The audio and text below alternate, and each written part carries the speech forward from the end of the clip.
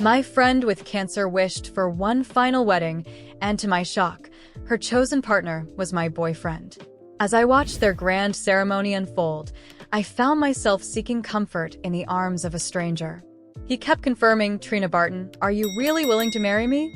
Every few minutes he'd message me to make sure. After I agreed, he sent me over a dozen diamond ring designs to choose from, each one more breathtaking than the last. "These are rings I bought at auction. Do you like any of them?" When I didn't reply right away, he messaged again a few seconds later. "If none of these suit your taste, there's a jewelry auction in the UK soon. I'll take you there to pick one yourself." After examining the rings carefully, I sent a voice message to Nathan. "The graph pink diamond looks beautiful. Let's choose that for our wedding ring." Just then, Ray appeared behind me. He overheard the words "wedding ring," and for once his normally composed face showed a flash of panic. "Wedding ring? What wedding ring?" he asked, staring at me with an intensity that almost unsettled me. I met his gaze with indifference, ready to come up with an excuse. But just then, my phone rang. It was my best friend, Elena Turner. I answered, and her tearful voice came through the line. "TR, is Ray with you? I just had another nosebleed. I'm so scared." Before I could respond, Ray grabbed the phone from me. "Elena, don't worry, I'll be there right away," he assured her urgently. Then, without another word to me, he rushed out. I was left standing there, forgotten, as he ran to her side. Only then did I remember that he had asked me to join him for a night cruise on the Pearl River tonight. A plan he'd made to make up for missing our 10th anniversary. So this is what it feels like to finally let go of someone watching him run after another woman.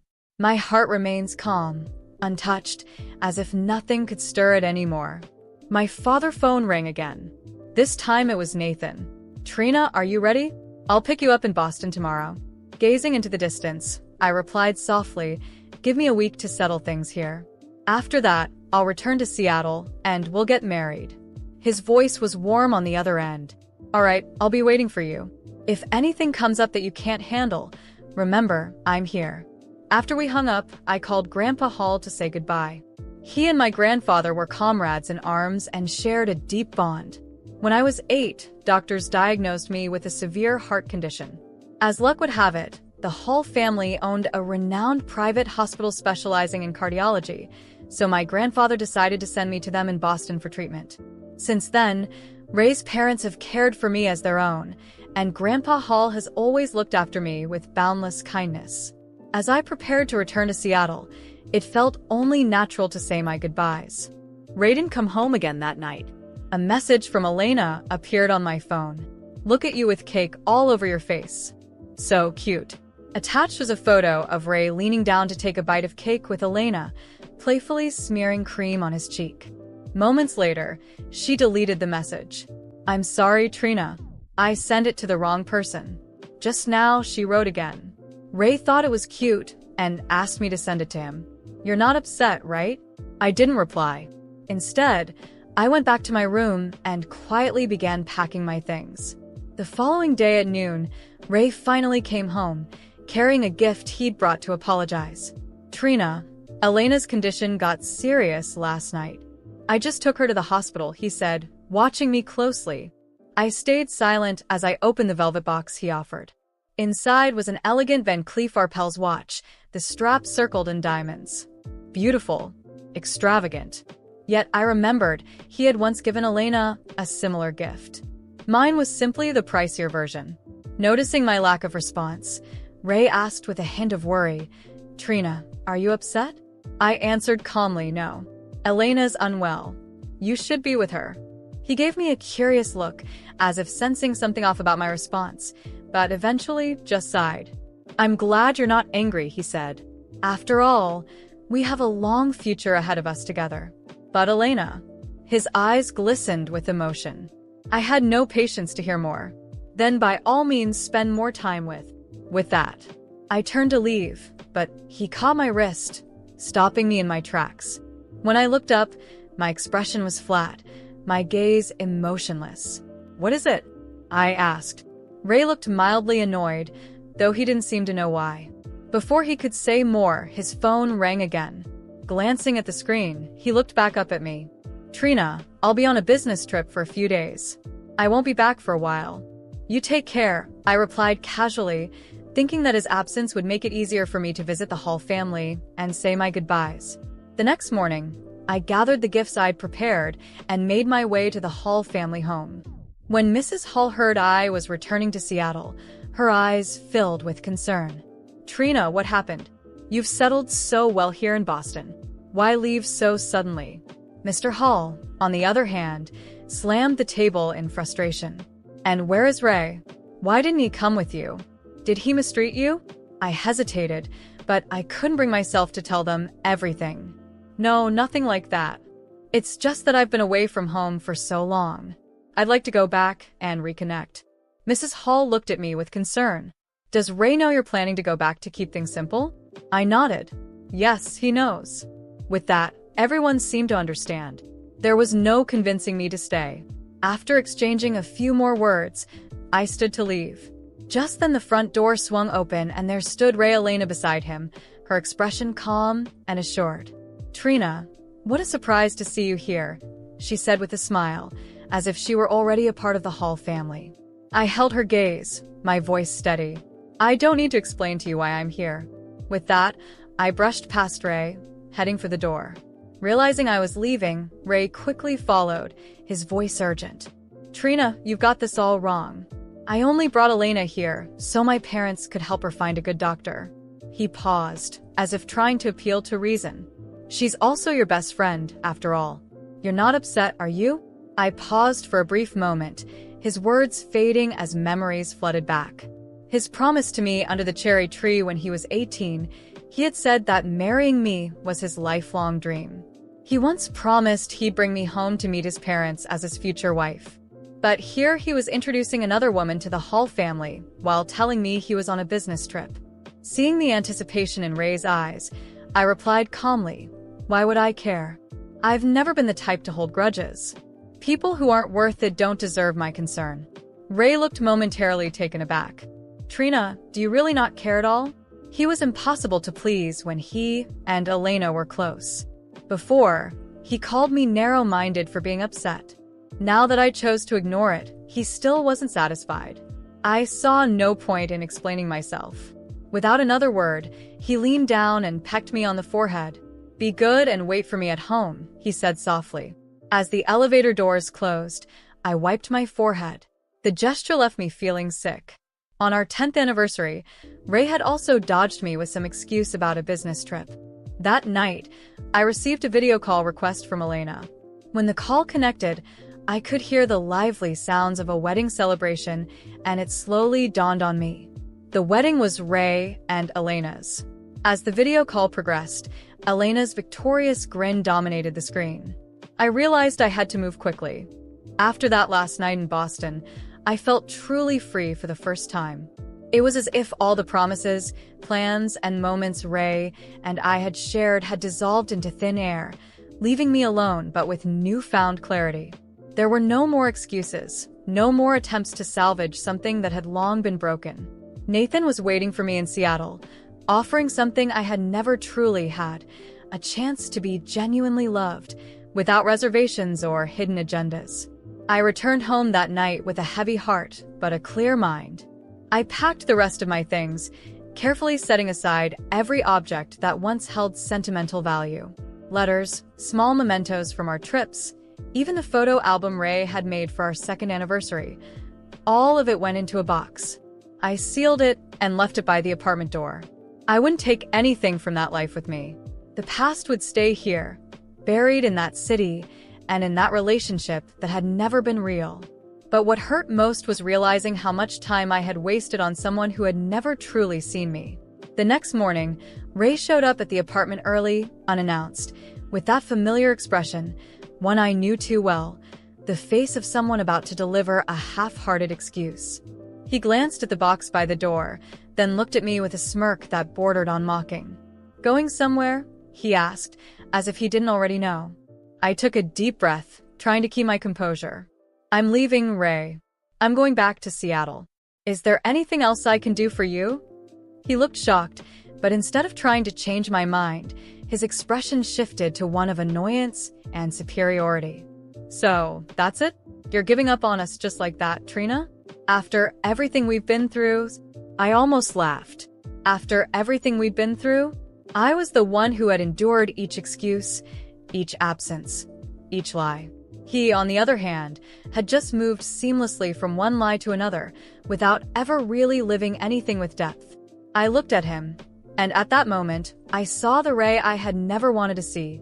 Selfish, manipulative, someone who liked the idea of having someone on standby, but never truly committed to anyone. "You forgot me a long time ago, Ray." I was just the last to realize it. He opened his mouth to reply but hesitated, probably expecting me to back down, to change my mind, as I had always done. I knew he believed I would never truly leave. But for once, he was wrong.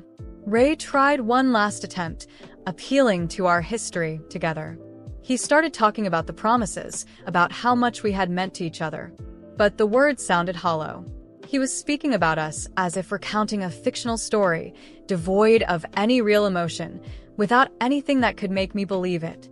In the end, he gave up on pretending to be upset. Before leaving, he threw out one last line, something he probably thought would be a final blow. "I hope you know what you're doing, Trina. You're never going to find someone who understands you like I do." That's when I realized he truly understood nothing about me. All these years, he had only seen me as someone convenient, who would always be there whenever he needed. But as I watched him walk out without a trace of remorse, I realized he had been gone for a long time. I had just been slow to notice. A few days later, I returned to Seattle. Nathan met me at the airport, with that warm smile that already gave me a sense of peace I had known. He held my hand firmly, as if he understood everything I had been through without needing an explanation. Nathan was patient, generous, and above all, he made me feel safe. For the first time, I felt truly seen. Weeks passed peacefully, until one afternoon, while I was walking with Nathan through the city, my phone rang. It was an unknown number. I answered hesitantly, and, to my surprise, it was Elena on the other end. She started with that soft voice, feigning kindness, but masking her true intentions. She wanted to tell me that Ray was unhappy, that he felt lost without me. According to her, he still thought of me, filled with regret, and that he had only gotten involved with her impulsively, out of compassion.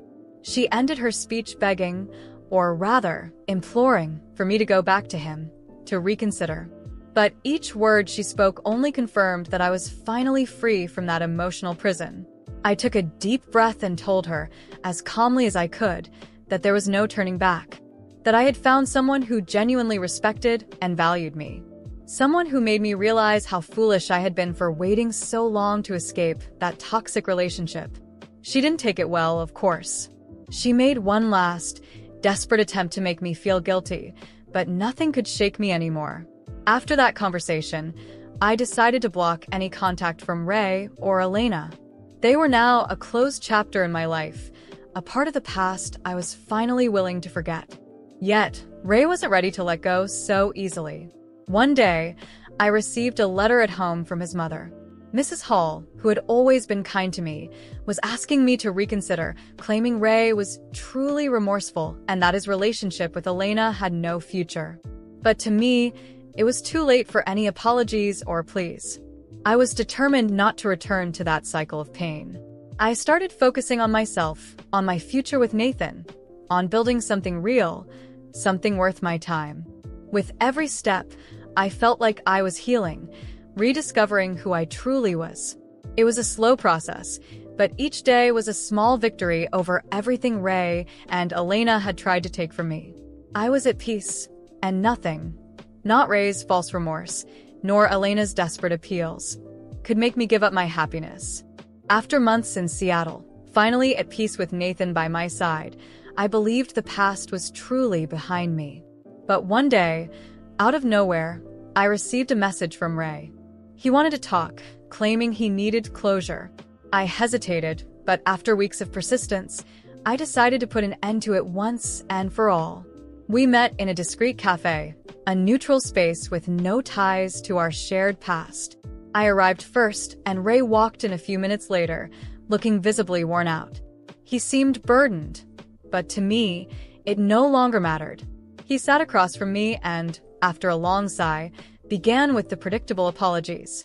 Trina, I know I made mistakes. I know I hurt you in ways I may never be able to fix. He hesitated, watching me for a reaction. I kept my expression cold, offering nothing. Desperation edged his voice as he continued. Elena, she was lost. I was lost. She kept telling me she was sick, that she needed me, and now I've realized that maybe it was never true. Those words hung between us, and he waited, searching my face. A part of me had suspected as much, of course. There was always something off about the way Elena's illness seemed to worsen or improve depending on what she needed from Ray. The cancer had been a convenient excuse, a tool she wielded to manipulate him. So, you finally figured it out, Ray. My voice was low but steady. She used the disease as a weapon, and you let her. You chose to believe her without thinking about the consequences, or about what you were giving up. He lowered his head, clearly ashamed. I really thought she needed me. She told me it was life or death. His voice trailed off, sounding as though he was finally seeing things for what they were. And did you ever think of me, Ray? I asked, feeling a simmering anger that, oddly, now felt distant and almost irrelevant. I was just an obstacle to you, something easy to discard. I stood by your side for years, but the moment she came along with her story, you threw everything away. He nodded slowly, taking in every word, each truth he had been avoiding until now. I was a fool. I was naive. She always knew exactly what to say to keep me close. I looked at him with a cool indifference, observing the man I once knew, now lost and broken by his own weaknesses. Once upon a time, seeing him like this might have brought sadness or even pity. Now, it was merely a reminder of how far I had come. You made your choices, Ray, and now you have to live with them. My words were blunt, yet honest. He needed to hear it, to understand that there was no excuse that could erase the past. He reached out as if to take my hand, but I pulled back. There was no place for contact, no attempt at salvaging something that could never be restored. Trina, he whispered, his voice thick. I know I can't change anything, but I don't know how to move on. For the first time, I smiled, a real, untroubled smile. It wasn't one of pity or empathy. It was one of liberation. I moved on, Ray.